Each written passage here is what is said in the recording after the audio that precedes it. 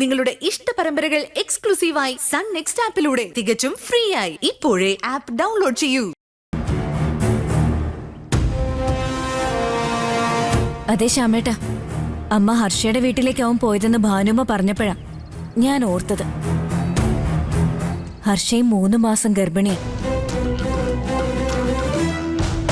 അതിനെ ഹർഷയും ഇതുമായിട്ട് എന്താണ് ബന്ധം? ഇന്ദിരേട്ടനും ഹർഷയും ഇപ്പൊ പഴയ കണക്ഷൻ ഒന്നുമില്ലല്ലോ. അവളും അവളുടെ ഹസ്ബൻഡ് ഇപ്പൊ ഒരുമിച്ചല്ലേ ജീവിക്കുന്നേ. ഓ, അവനൊരു പാവം. ആ മൂദേവി അവനെ ചതിച്ചതാണെങ്കിലോ ശ്യാമേ.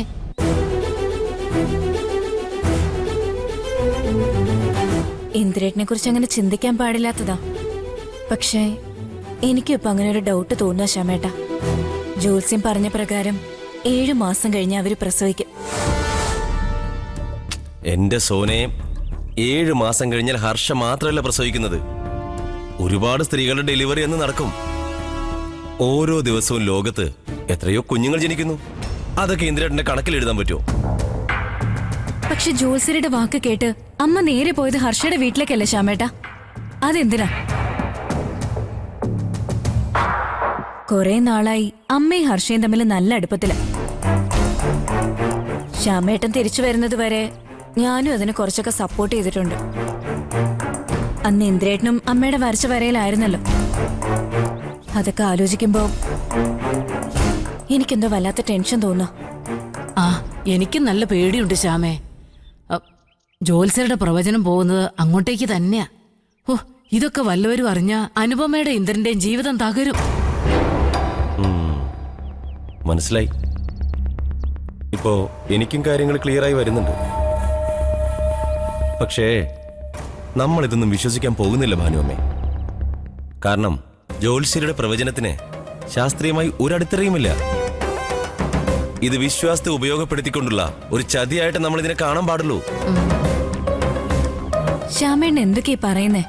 നമുക്ക് വിശ്വസിക്കാതിരിക്കാം, പക്ഷെ വിശ്വസിക്കുന്നവരെ നമുക്ക് തടയാൻ പറ്റുമോ? തടയണ സോനെ, ഇതൊരു വിഷയമായി എവിടെ അവതരിപ്പിക്കാൻ പാടില്ല. പിന്നെ ഭാനുവമ്മ ഇത് വേറെ ആരോടും പറഞ്ഞില്ലല്ലോ. അയ്യോ, ഞാൻ നിങ്ങളോട് പറഞ്ഞതേ ഉള്ളൂ. ഇതൊക്കെ വേറെ ആരോടെങ്കിലും പറയാൻ പറ്റുന്ന കാര്യമാണോ? ഇന്ദിരേട്ടൻ പോലും ഇത് അറിയാതിരിക്കുന്നത് നല്ലത്. പിന്നെ നമ്മളിത് അറിഞ്ഞതായി ആന്റിയുടെ മുന്നിൽ പോലും ഭാവിക്കരുത് കേട്ടോ. പക്ഷേ അമ്മ ഇന്ദ്രനോട് പറഞ്ഞാലോ ശ്യാമേട്ട?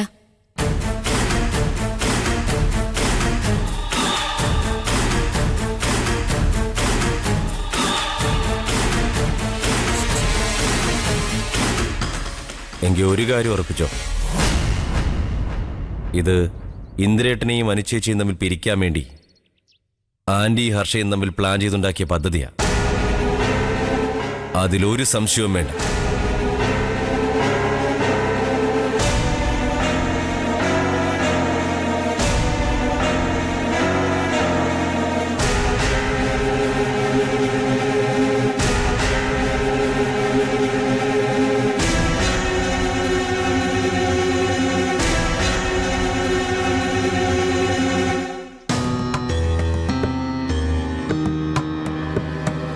മോളെ,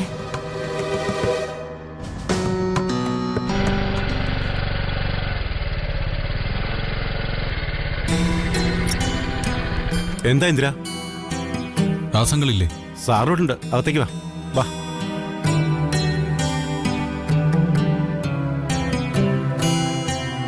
ആരാ വിജയ? ആ, ഇന്ദിരനാണ് സാർ. ഇന്ദിര വാ, ഇരിക്കി. വിജയ, ചായ. ശരി സാർ.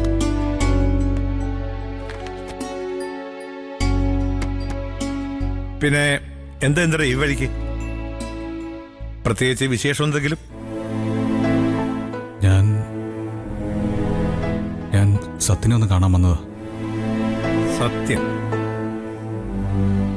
അവൻ എന്തിനാ ഇപ്പൊ നീ കാണുന്ന? അവൻ കാരണം ഇപ്പൊ നിങ്ങക്ക് പ്രശ്നങ്ങളൊന്നുമില്ലല്ലോ.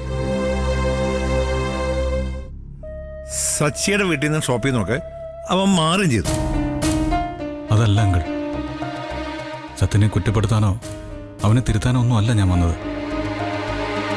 എനിക്ക് അവനെ ഒന്ന് കണ്ടാൽ മാത്രം മതി. അതിപ്പോ സത്യനും കൂടി നിന്നെ കാണണമെന്ന് തോന്നുമ്പോ പരസ്പരം കണ്ടാ പോരെ? അങ്ങനെ പറയില്ല അങ്കിൾ. എൻ്റെ ചില പ്രശ്നങ്ങൾ കാരണം എനിക്ക് അവനോട് മോശമായിട്ട് പെരുമാറേണ്ടി വന്നു. ഞാൻ എൻ്റെ അനിയനോട് ക്ഷമ ചോദിക്കാനാണ് വന്നത്. ഞാൻ അവനെ സച്ചി സാറിൻ്റെ കടയിൽ കയറി അടിച്ചു. അതൊരിക്കലും ചെയ്യാൻ പാടില്ലാത്തതാ. അവൻ വേണമെങ്കിൽ എന്നെ തിരിച്ചടിച്ചോട്ടെ, അതുപോലും കൊള്ളാൻ തയ്യാറായിട്ടാണ് ഞാൻ വന്നത്.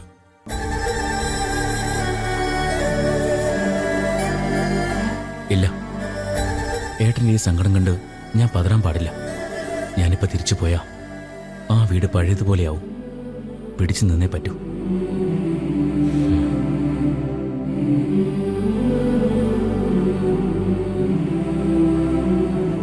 ആ, ഏതായാലും ഇന്ദിരയോട് ഇരിക്കെ, ഞാൻ സത്യനോടൊന്ന് സംസാരിക്കട്ടെ.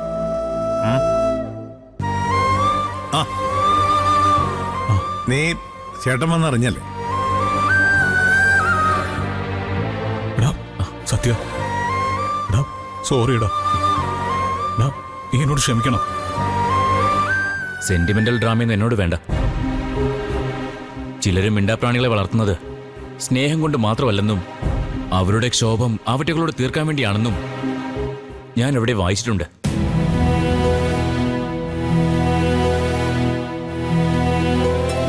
അതുപോലൊരു വളർത്തുമൃഗമായി തുടരാൻ എനിക്ക് താല്പര്യമില്ല.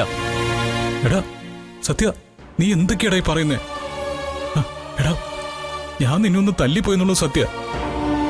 ആ ഒറ്റ കാരണം കൊണ്ട് നിന്നെ തലോടി വളർത്തിയ ഈ ഏട്ടനെ എനിക്ക് തള്ളിക്കളയാൻ പറ്റുമോ? എടാ, പറ്റുമോ? ഞാൻ ആരെയും തള്ളിക്കളഞ്ഞിട്ടില്ല. തലോടിയ കൈകൊണ്ട് എവിടെ നിൽക്കാൻ അനുവദിക്കാതെ എന്നെ തല്ലി ഓടിച്ചത് ഈ അമ്മയേട്ടൻ തന്നെയല്ലേ?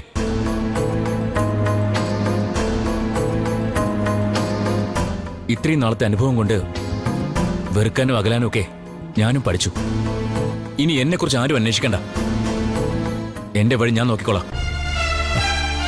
എടാ, നീ ഇങ്ങനൊന്നും പറയല്ലേ. അതിന് മാത്രം ഇവിടെ ഒന്നും ഉണ്ടായിട്ടില്ല. നമ്മൾ മനസ്സ് വെച്ച നമ്മുടെ കുടുംബത്തിനെ നമുക്ക് ഇനിയും ഒരുമിച്ച് കൊണ്ടുവരാൻ പറ്റും. അമ്മയെ പോലും അതിനുവേണ്ടി മാറ്റിയെടുക്കാനുള്ള ശ്രമത്തിലാണ് ഞാൻ.